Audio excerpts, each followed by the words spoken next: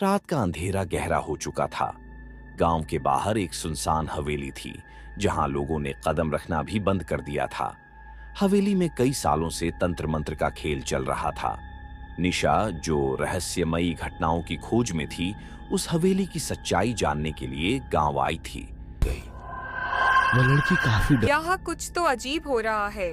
ये हवेली अभी किसी ताकत से बंधी हुई है। उधर माया को भी इस हवेली के बारे में भनक लग चुकी थी।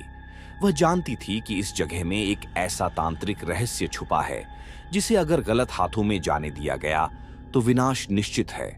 अगर चंद्रा ने वो चौथी विद्या हासिल कर ली तो विनाश तय है।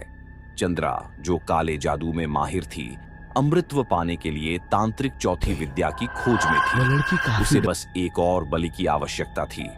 प्रभा को भी हवेली के आसपास अजीब घटनाओं का एहसास होने लगा था। उसे समझ आ गया कि इस बार खतरा सिर्फ हवेली तक सीमित नहीं है। एक रात निशा और माया ने मिलकर हवेली में प्रवेश किया। वहां उन्हें चंद्रा का सामना करना पड़ा। तुम दोनों मुझे रोकने आई।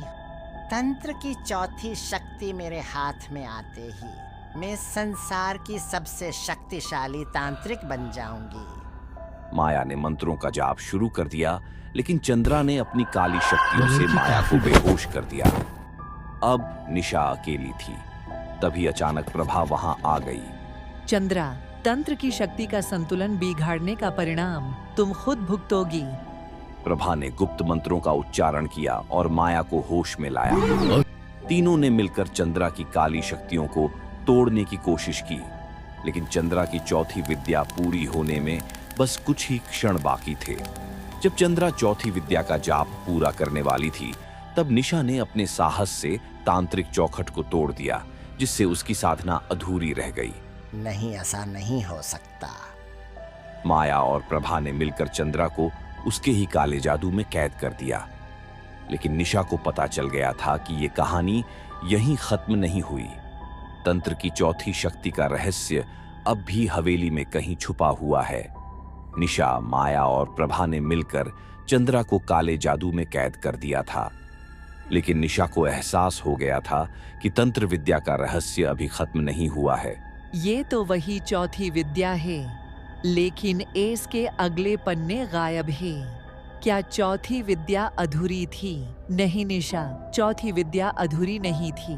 चंद्रा ने सिर्फ अपना हिस्सा पूरा किया था, लेकिन असली शक्ति किसी और के पास है। किसके पास?